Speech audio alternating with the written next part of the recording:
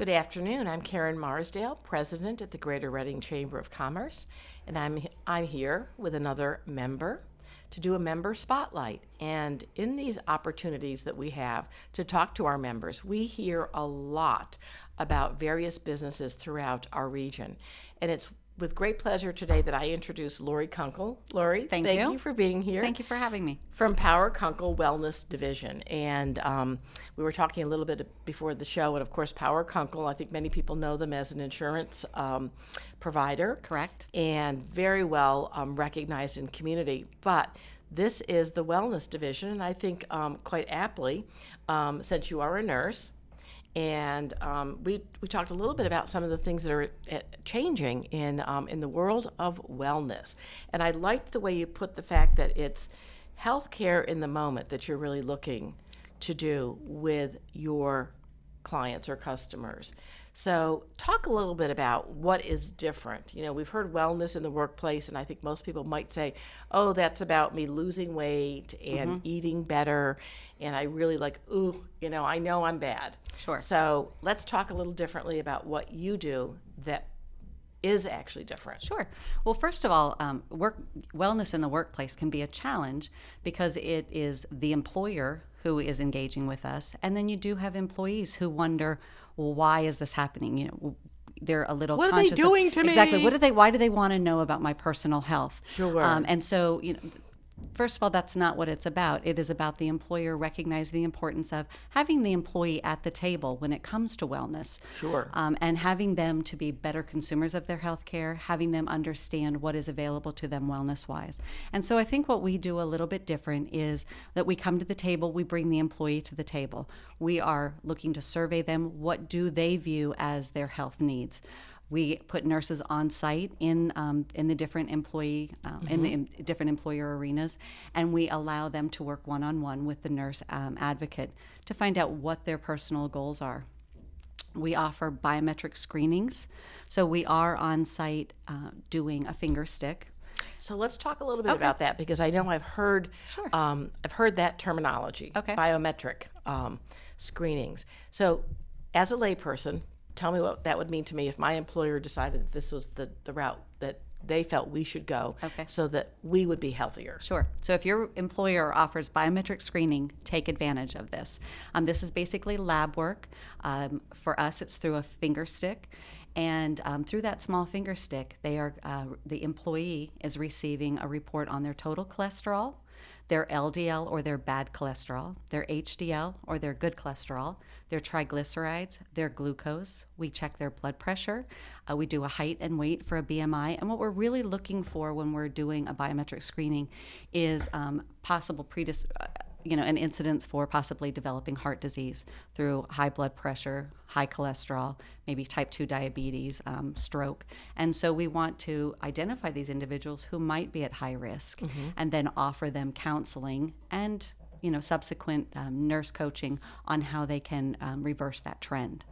So do you feel that this way of approaching wellness in the workplace makes it easier for the employee? There might be some feelings of, like we talked about earlier, why are you sort of invading my privacy? But this is probably a way to get a really personalized view of your own health and wellness. Sure, and it's easily accessible. So we always do make sure that all employees understand that, the nurse is bound by HIPAA, whether we are on the front line in the hospital setting, in an office setting. Just because we're in your office setting doesn't mean that we aren't still bound by the same rules. Sure. So we do make sure that employees understand that their private information will be shared with them and them alone. We do encourage them to go on and share it with their physician. And then we try to work in collaboration with their physician to attack any goals that they might have to address any issues that might have been discovered on their biometric screening results.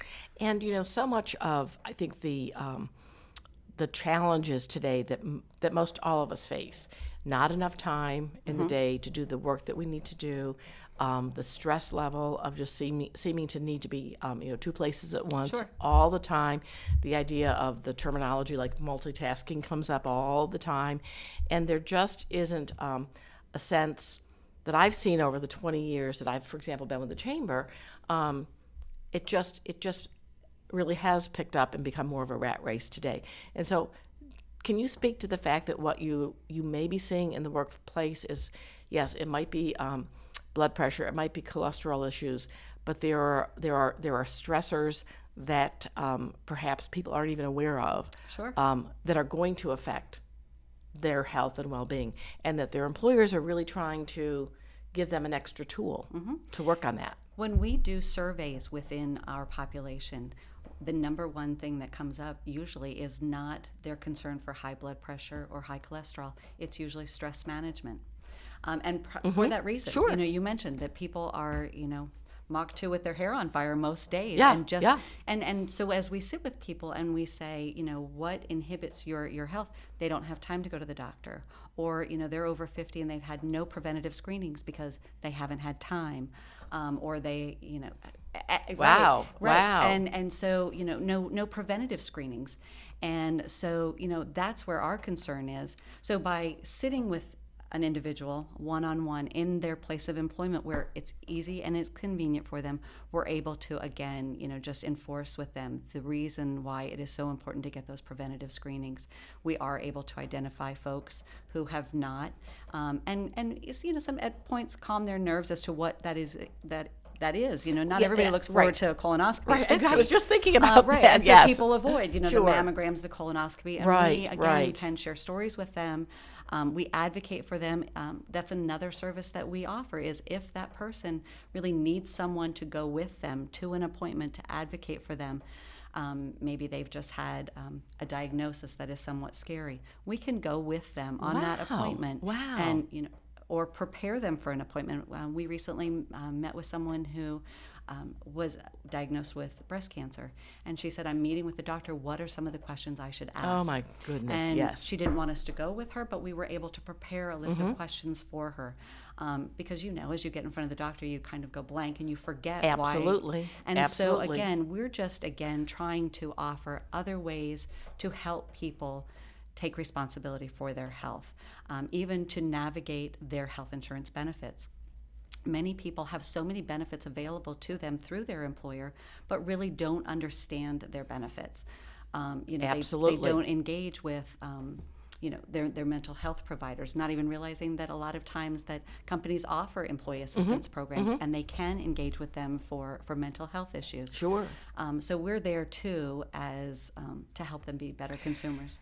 No, that's really important because, and particularly I would think, and it doesn't really matter, I guess, the size of the business because so many employees, like you said, it's a time issue, and then it's also that's just so frustrating, and I don't want to work through all of these,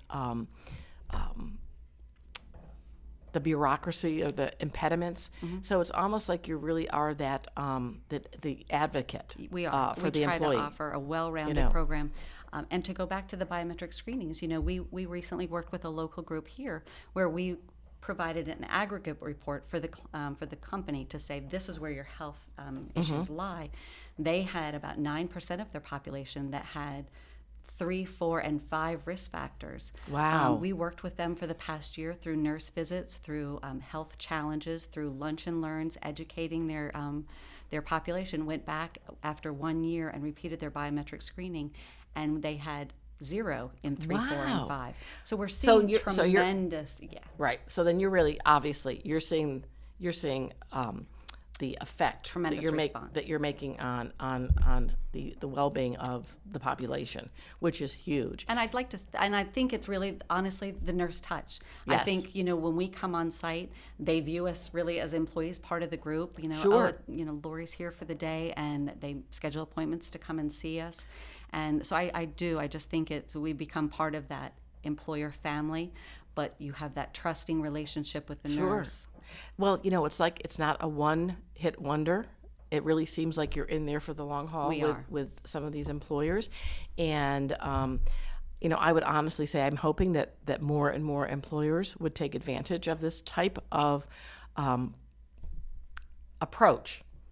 to Most well-being. employers want to do the right thing. Yeah, yeah, I sure. think It would be foolish to not. Absolutely, and there are a number of employees or employers who are engaging in wellness programs.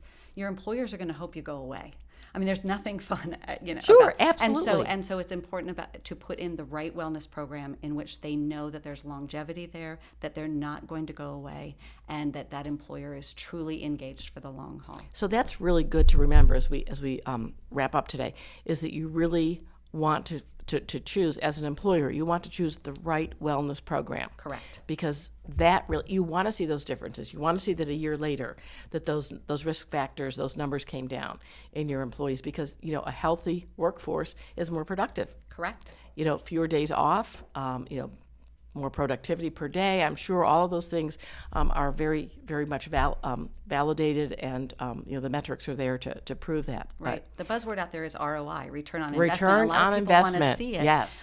There may not be a dollar amount that you can attribute right away, but if you can identify one person in your population that was maybe at risk for a stroke or a heart attack Oh through my a high blood gosh. pressure screening, that could be a $130,000 catastrophic event. Absolutely. But for that person, it's immeasurable. It's their life. It is. And It is. so you've given a family member back. Yeah, and I mean, so when you it's think of it immeasurable. that way, it's an ROI that you can't almost put a dollar Exactly. amount on, but then you can put it on to the, it's great. Well, I was looking forward to this because had been hearing about it, and so thank you for educating me, Lori. I appreciate it. You're welcome. Thank you for having me. I appreciate Oh, it's the a opportunity. pleasure. Thanks for being here. Thanks.